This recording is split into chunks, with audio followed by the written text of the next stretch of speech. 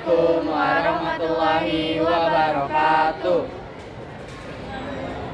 Kami dari kelompok 4 akan mempresentasikan tentang sistem sirkulasi manusia. Oke, kenalkan nama saya Raka Putra Kanigara. Ini saya akan menjelaskan itu tentang sekabika. Sekabika itu kemungkinan merupakan singkatan atau istilah yang berkaitan dengan anatomi jantung atau sirkulasi. Interpretasi bisa jadi merujuk pada sekat septum jantung seperti septum interventrikular atau septum interatrial atau bagian utama jantung. Di sini saya akan juga menjelaskan prosesnya. Prosesnya itu yang melibatkan serambi kanan seka dan bilik kanan bika. Proses utama seka dan bika adalah memompa darah miskin oksigen dari tubuh ke paru-paru untuk dibersihkan. Ini disebut sirkulasi pulmonalis. Dan juga sini ada proses sirkulasi pulmonalis, itu seka serambi kanan, dan fungsinya itu menerima darah kotor atau miskin O2 kaya CO2 dari seluruh tubuh melalui vena cava.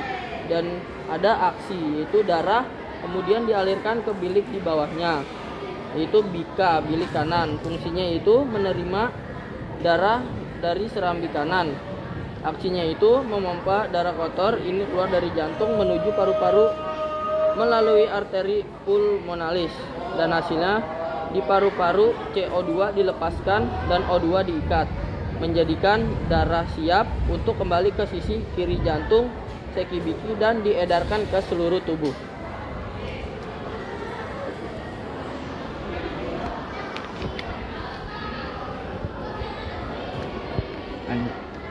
Nama saya Mukhtar Nur Fadilah. Di sini saya akan memerankan sebagai sekibiki di jantung. Sekat jantung disebut septum. Fungsinya adalah memisahkan darah kaya oksigen dan miskin oksigen agar tidak tercampur. Terdapat dua jenis sekat utama. Yang pertama ada septum interatrial, sekat antara serambi kanan dan serambi kiri. Yang kedua ada septum interventrikulare, sekat antara bilik kanan dan bilik kiri. Selain itu ada katup valvula yang memisahkan antara serambi dan bilik, berfungsi mencegah darah mengalir balik, yaitu katup tricuspidalis antara serambi kanan dan bilik kanan, 3 daun katup. Selanjutnya katup bicuspida mitral antara serambi kiri dan bilik kiri, 2 daun katup. Yang ketiga ada katup semilunaris pada pangkal aorta dan arteri pulmonalis. Selanjutnya ada alur peredaran darah di jantung. Darah kotor dari seluruh tubuh masuk ke serambi kanan melalui vena besar. Dari serambi kanan turun ke bilik kanan, dipompa ke paru-paru lewat arteri pulmonalis. Di paru-paru darah mengambil oksigen, kembali ke serambi kiri. Dari serambi kiri turun ke bilik kiri, dipompa ke seluruh tubuh melalui aorta. Fungsi sekat dan bilik jantung mencegah campurnya darah kotor dan darah bersih, menjaga aliran darah tetap searah, membantu tekanan darah sesuai kebutuhan tubuh, menjaga kerja jantung tetap efisien.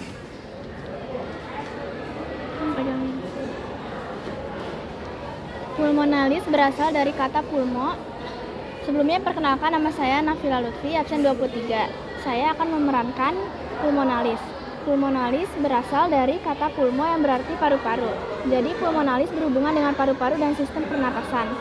Bagian-bagian pulmonalis, yang pertama ada arteri pulmonalis, adalah pembuluh darah yang membawa darah dari jantung ke paru-paru.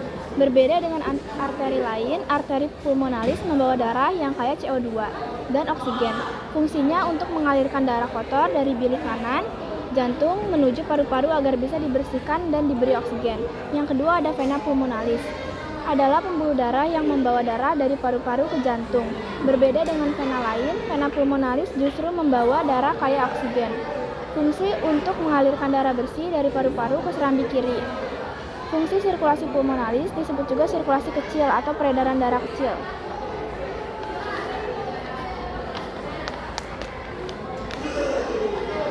Yaitu dari jantung, bilik kanan, paru-paru, jantung, serambi kiri.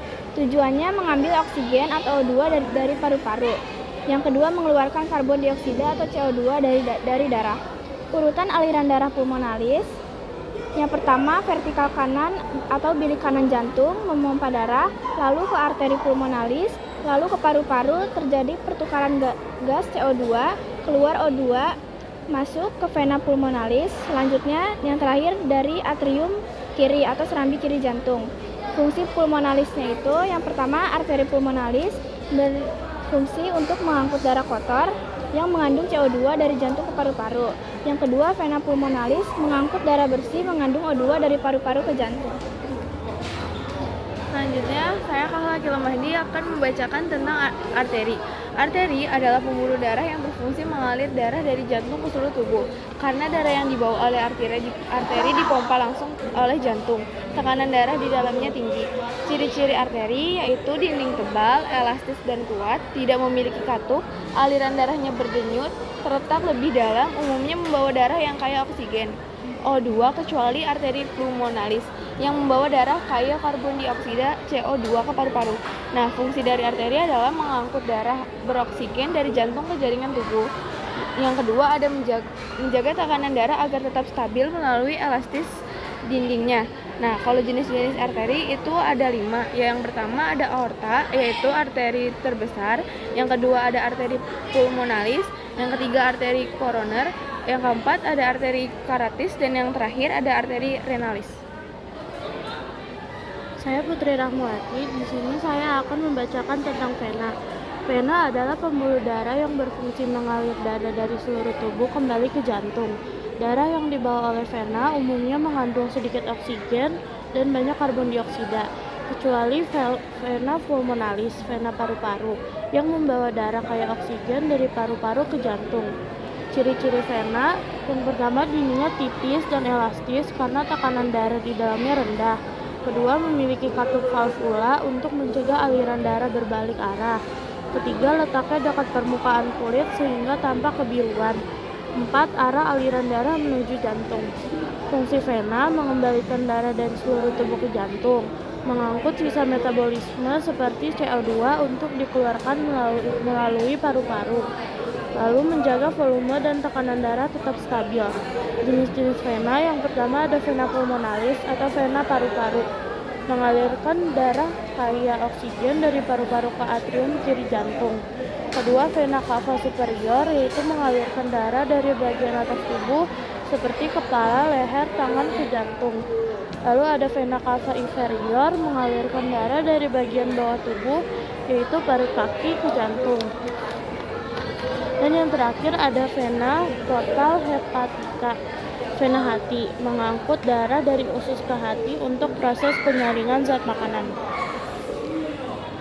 Perkenalkan, saya Nurjana. Saya berperan sebagai HbO2 dan HbCO2. HbO2 oksihemoglobin dan HbCO2 karbaminohemoglobin. Dalam biokimia pernapasan HbO2 dan HbCO2 merujuk pada bentuk-bentuk hemoglobin yang berperan dalam darah, yaitu oksigen dan karbon dioksida.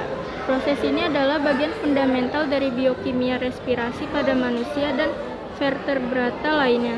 HbO2 atau oksihemoglobin pembentukannya terjadi di paru-paru, di mana hemoglobin dalam sel darah merah mengikat oksigen yang masuk dari udara melalui alveolus. Fungsinya mengangkut oksigen dari paru-paru ke seluruh jaringan tubuh yang membutuhkan oksigen untuk metabolisme sel. Pelepasan oksigen di dalam jaringan tubuh, daya ikat hemoglobin terhadap oksigen berkurang sehingga oksigen dilepaskan untuk digunakan oleh sel-sel. Warna oksihemoglobin memberi warna merah terang pada darah yang teroksigenasi. Kurva disosiasi oksihemoglobin. Kurva ini menggambarkan hubungan antara tekanan parsial oksigen dan saturasi atau tingkat kejenuhan hemoglobin dan oksigen. Kurva ini dipengaruhi oleh beberapa faktor seperti tekanan parsial CO2, pH darah, dan suhu dan konsentrasi. HbCO2 Pembentukannya terjadi di jaringan tubuh di mana hemoglobin yang telah melepaskan oksigen berikatan dengan karbon dioksida. Sekitar 20% CO2 dalam darah diangkut dalam bentuk ini. Fungsinya mengangkut karbon dioksida dari jaringan tubuh menuju paru-paru untuk dikeluarkan. Pelepasan CO2 di paru-paru ikatan antara Hb dan CO2 terlepas dan CO2 dikeluarkan dari tubuh melalui pernapasan. Efek Bohr dan efek Haldane. Warna HbCO2 berwarna merah tua atau kemerahan gelap. Bahkan bisa terlihat sedikit kebiruan karena CO2 menurunkan kejenuhan oksigen dan membuat darah tampak lebih gelap atau seperti darah vena. Sekian dari kelompok kami, kurang lebih mohon maaf. Wassalamualaikum warahmatullahi wabarakatuh.